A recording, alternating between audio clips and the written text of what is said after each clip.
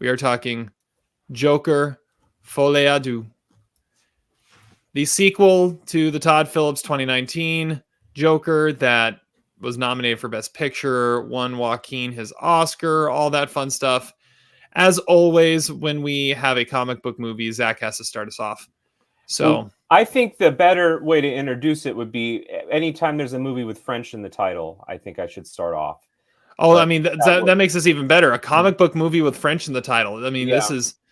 this is Zach's movie right here. So, Zach, tell us why it's your number one of the year. Yeah, okay. Joker Folie Deux is the sequel. I don't know if it's long awaited, but we did see the trailer for many, many months. Awaited sequel to the 2019 hit, a movie that made a shit ton of money, got the most Oscar nominations of any 2019 movie. Remember that? That was crazy. And Joaquin Phoenix beat not Adam Sandler because he wasn't nominated, but he did beat Adam Driver and many other more deserving people for Best Actor. So Joker Folie Deux takes place shortly after the events of the first movie. I'm not exactly sure how long after, but Joker is in prison awaiting his trial for the murder of Murray.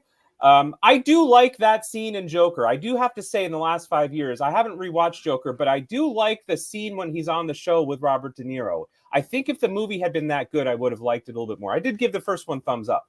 But anyway, Joker is on trial for the murder of not only Murray / Robert De Niro, but also the 3 people he killed on the subway. Now, I think it's probably a good idea to watch the first movie before seeing this movie because I really didn't remember him murdering anyone on the subway. But whatever. I remember the chaos that ensues, I guess, because of it. Along the way in this movie, he meets a groupie at the prison, and she is, of course, Harleen Lee Quinzel, a.k.a. Harley Quinn, played by Lady Gaga. And Lady Gaga certainly develops an affinity for him, comes to his defense, I guess, at his trial. So interspersed between Joker kind of rotting away in his cell, romancing Lady Gaga, and then getting ready for the trial, and his attorney in this movie is randomly played by Catherine Keener, we get some musical numbers. Some hits, some standards. Some of them are well done. Some of them are poorly sung. Some of them are like kind of depressing to watch. And then as the movie slogs along, the trial goes and a lot of non-interesting things happen until the movie reaches some sort of climax when we find out the truth about the direction that this movie, I guess, wants to go. So this movie really is sort of trying to do 3 things at once. It's trying to be a courtroom drama, it's trying to be a romance, and it's trying to be a musical. All in the way that it's also a sequel, and that it's referencing events that, frankly, were much more interesting and engrossing in the first movie. I didn't love the first movie, but one of the unique things about it was such an unabashed, like blatant, I'm not going to say rip-off, but spin maybe of Taxi Driver meets The King of Comedy, that it made the movie almost worth watching just on that basis alone. In this movie, there's a lot of cinematic callbacks as well, although not to those movies. A lot of them in this movie are to musicals. I mean, there's a shot in this movie where literally Joker walks out and it's a bird's eye view shot of umbrellas in the air, and it's like straight out of the Umbrellas of Cherbourg. And there's a few other kind of blatant examples like that. The movie is not interesting really at all. It is about, again, litigating the events of the past movie. It makes you kind of long for the events of the last movie. It has a real stench of Ocean's 12 to it. And what I mean by that is it feels unnecessary. It feels like it brings down what the appeal and the impact was of the first movie. And it does some weird kind of meta self-referential bullshit. Obviously, the title is pretentious, and I think Todd Phillips is pretentious because really, if you kind of read between the lines, not even too thinly, this movie is just a veiled reference to the first movie. And it's not Joker who's on trial, it's Todd Phillips who's on trial for depicting a character who is, unlikable, but people maybe associate with. And the movie even kind of references the TV movie version of the events of the first movie. And it's like, come on, how indulgent can you get? Can we just get a movie that involves like a cool story about Joker? And you know what? The musical numbers, I mean, they're interesting, I guess, to a certain extent. I think they're more interesting conceptually and as an idea rather than the execution. Although it is great to see Lady Gaga sing, and she's, of course, really, she's probably the best aspect of this movie. Is this movie a cash grab? I don't know if I can call it a cash grab. There's no purpose to its existence, I guess, except for making money. But I don't think Todd Phillips is even interested in making money. I think he's just interested in people talking about the first movie and talking about his motivations in making it, which, again, is just a case of narcissism, is really what my reaction was to the movie. The movie does look good, and it wants to be a think piece. But unfortunately, young Willie Miller did not write it. Todd Phillips did, and as a result, it really sinks. Frank Capra's first law of filmmaking is, he says, there are no rules in filmmaking, only sins, and the cardinal sin is dullness. This movie is 2 hours and 18 minutes. It is a slog. It sounds a lot more interesting than it is. It's maybe a lot more interesting to talk about than it actually is. I'm pretty disappointed by this movie. Would I rather watch it than Megalopolis? I don't know, man. It's a close call. I'm going 1.5 stars on this pretty disappointing follow-up to, I think, one of 2019's most talked about movies. This movie, I don't think will be talked about in quite the same way. Yeah, I'll go next. I'm pretty much right with you. I've got it at 2 stars, but I agree completely. This movie's boring. It's not even that I don't like what's going on. There's nothing going on. And it's just like a slog is a great way to put it. Nothing happens. Like, it's 2 hours and 18 minutes of like getting ready for court. He falls in love with Lady Gaga in the first 15 minutes. And then I don't know, there's nothing, there's no plot. Like, the first one had some really interesting stuff going on and really made you think. This doesn't make you think. This doesn't keep your interest.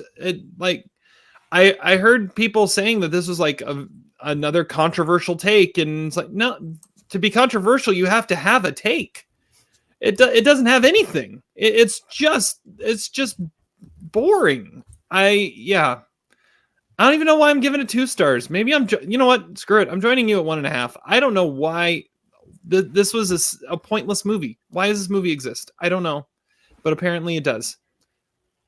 I'm joining you. You convinced me. 1.5 stars. I convinced myself, really. Frankly, I blame myself. Join the dark side, Terry. Yeah. You can still go lower on Megalopolis too if you want. Probably. Todd, what do you think? I mean, yeah, I'm at 1.5 stars also. The reason the movie exists is because the first one made $1 billion, and that's it. Because Todd Phillips said the first one was a standalone movie. It was never meant to have a sequel. So he had to come up with something, and this is what he came up with. And it's weird because, like, the breaks from reality to show Arthur as this, like, show-stopping performer, it just doesn't work. I mean, it's unearned. It's the opposite of the first movie. Yeah. I mean, and we get the court scenes, which are bizarre, and they take up, like, the second half of the movie, I guess, kind of. But the movie is basically contained within a limited setting, so we don't actually get to see Arthur interacting with that many people, which is what made the first one so interesting because of his mental illness.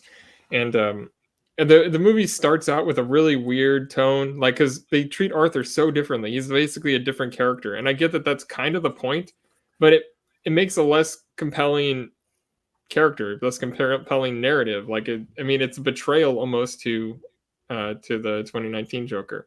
And I don't get the musical stuff. Like, it's inappropriate and it's out of character in the most puzzling of ways. Like, I get what it's going for, but it doesn't play that way. The first one was like trying to show like the darkest realities and the origins and pain of mental illness, and this one kind of makes a mockery of it and makes him look like a misunderstood dreamer, like a daydreamer, but he's like diabolical and sadistic, which I don't know. I mean, okay, like the first one was also what Todd Phillips said was supposed to be like the most unmarketable comic book movie, and this one takes it to the point of like unwatchability, and because he's just so determined to make this character not one that you want to root for, which is why everyone took it differently. Like the first one had basically the same reviews as this one. It's just the audience scores were so high on the first one. The audience scores are just as bad as the critic reviews on this one. And yeah, Joaquin Phoenix can really sing. I didn't know he could sing. He's really good in those scenes. Pinot winner Brendan Gleeson is good in this. Catherine Keener always makes everything better, I guess. But I was just restless watching this. I mean, I was waiting for something to come, hoping that something was worth waiting for, and there really wasn't. And I know, so the Dark Knight happened, and then they were going to make the second Dark Knight was going to be about the Joker's trial. I'm glad we didn't get that movie. If this is the kind of thing that would have come from that, I'm sure Christopher Nolan would have done it differently.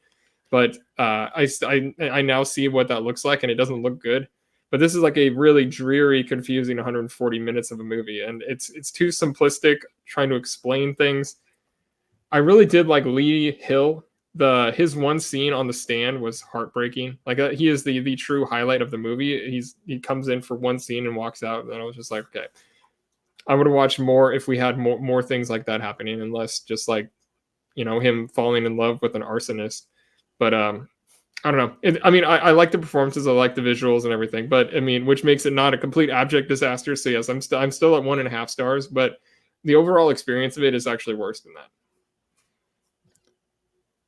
I just can't get past how self-important the movie thinks it is. Like, it's very clear that Terry abandoned us. It's very clear that Todd Field thinks that the first movie made an impact on people. Okay, and yeah, people saw it, and it made a lot of money, and it got some Oscar nominations. There are other things to talk about than yourself. And there are other things to talk about than how people reacted to the character and the movie. And my only really, there's three things I like about this movie. One is the title, because it's French. Another thing I like about it is I like some of the songs, not the way that they're actually sung, because I think they're kind of bastardized, but, like Bewitched. That was a cool song. It made me remember when the parents and Hannah and her sisters sang that song at Thanksgiving. That's a good scene, by the way. And then the other thing I guess I liked is I liked the big swings. We're talking about big swings in this podcast. This is big swinging dicks on this podcast. And it takes some balls to it's like the Indiana coach, I have the balls to make your team win. It takes some balls to say, I'm gonna make a sequel that isn't marketable whatsoever, is depressing, and has musical numbers interspersed throughout. I appreciate the audacity of that. I'm really glad Francis Ford Coppola and Todd Phillips have not combined on a movie, because then it would bankrupt I think the world, okay, mentally and financially. A few decades back, our friend David Fincher, he made the Feel Bad Movie of Christmas, and it got several Oscar nominations. I think that was trying to be the recipe for this movie, and it may have worked 5 years ago.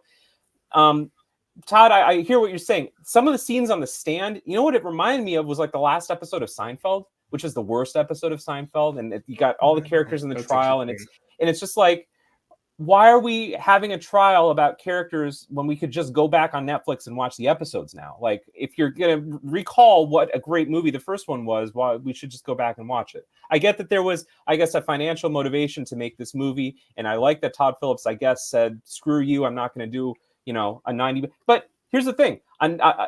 Take out the musical numbers. This movie goes up a half star right away, because it's probably like 95 minutes by that point. Does anyone really want to see a sequel to Taxi Driver? I wouldn't. I wouldn't want to see Travis Bickle put on trial for the murder of, the pimp, Harvey Keitel and Iris. And come on, the movie is great as it is. We just don't need it. So we're all in agreement. 1.5 stars. We don't have the Batman expert on, but he's going to agree with us, right? Oh yeah. I don't know. Maybe he's the only one that had Joker in his top 10 in 2019. Yeah, this movie made 40 million, which is pretty low. Like the first one was like over 100 million, I think, opening weekend. So, but this is gonna be a profitable movie regardless. I wouldn't doubt if we get another one, if this ends up making close to $1 billion like the first one. Yeah, the one thing I'll say is people were shocked that Joaquin Phoenix could sing. It's not the first time we heard him sing. He played Johnny Cash and did all his own music. That's true.